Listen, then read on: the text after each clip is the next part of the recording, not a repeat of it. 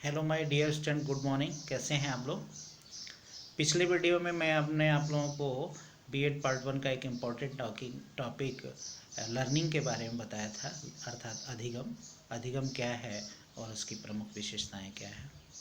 आज मैं उसी टॉपिक को आगे बढ़ाते हुए ये मैं बताने जा रहा हूँ कि अधिगम के थर्नडाइक द्वारा बताए गए प्रमुख और गौण नियम कौन कौन से हैं। चलिए जानते हैं। थर्नडाइक ने सीखने के दो प्रकार के नियम बताए हैं। पहला सीखने के मुख्य नियम और दूसरा सीखने के गौण नियम।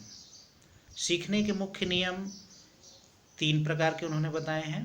पहला लॉ ऑफ रेडीनेस यानी तत्परता का नियम, दूसरा लॉ ऑफ एक्सरसाइज अभ्यास का नियम, और तीसरा लॉ ऑफ इफेक्ट यानी प्रभाव का नियम।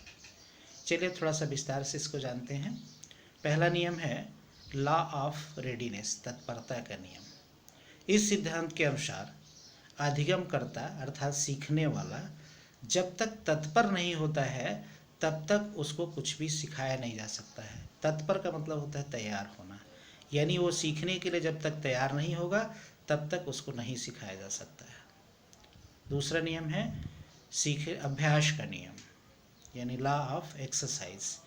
सीखी गई विषय वस्तु को यदि अधिगमकर्ता समय समय पर उसका अभ्यास नहीं करता है, उसका प्रयोग नहीं करता है, तो वह सीखी गई विषय वस्तु धीरे धीरे भूलने लगती है। अतः अधिगम को अस्थायी बनाए रखने के लिए समय समय पर अभ्यास करना जरूरी है। तीसरा नियम है प्रभाव का नियम।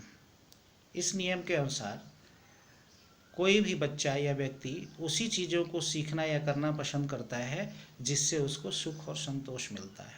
उन कामों को नहीं करना चाहता है जिनसे उसको दुख या असंतोष मिलता है। इस प्रकार कार्य के प्रभाव का भी अधिगम के ऊपर प्रभाव पड़ता है। अब चलते हैं, जानते हैं कि सीखने के गौण नियम कौन कौन से हैं।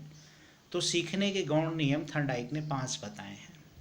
पहला नियम है लॉ ऑफ एटीट्यूड मीन्स मनोवृत्ति का नियम, लॉ ऑफ मल्टीपल रिस्पॉन्स बहुक्रिया का नियम, तीसरा लॉ ऑफ पार्शियल एक्टिविटी आंशिक क्रिया का नियम, चौथा लॉ ऑफ एनालॉजी सदृश्यता का नियम, और पांचवा लॉ ऑफ एसोसिएशन शिफ्टिंग। चलिए जानते हैं पहला कि लॉ ऑफ एटीट्यूड क्या होता है। इस नियम के अनुसार सीखने वाला सीखी गई विषय वस्तु के प्रति जैसे मनोभाव या विचार बना लेता है अपने अंदर, उसी मात्रा में उसको सीखता है। यदि वह अपने अंदर सकारात्मक विचार बनाता है उस विषय वस्तु के प्रति तो उसको जल्दी और शीघ्र सीख जाता है, और जिसके प्रति वह नकारात्मक मनोवृत्ति उसकी होती है उसको वह देर में या अधिक समय बाद सीख पाता है। दूसरा नियम है लॉ ऑफ मल्टीपल रिस्पॉन्स। इस नियम के अनुसार कोई भी व्यक्ति जब किसी समस्या का समाधान करने चलता है तो वह समस्या के समाधान के लिए अनेक प्रयास करता है। उन प्रयासों में से एक प्रयास ऐसा होता है जो उसकी समस्या का समाधान प्रस्तुत करता है। अतः अधिगमकर्ता जो सीखने में मदद न करने वाले अनुक्रियाएं हैं उसको भूल जाता है, और जो मदद की हैं उसको वो सीख जाता है। तीसरा नियम है लॉ ऑफ पार्शियल एक्टिविटी। इस नियम के अनुसार विषय वस्तु को हम छोटे छोटे टुकड़ों में बांट देते हैं और एक एक टुकड़े को धीरे धीरे सिखाते हुए पूरी विषय वस्तु को आसानी से हम सिखा देते हैं। चौथा नियम है लॉ ऑफ एनालॉजी सदृश्यता का नियम।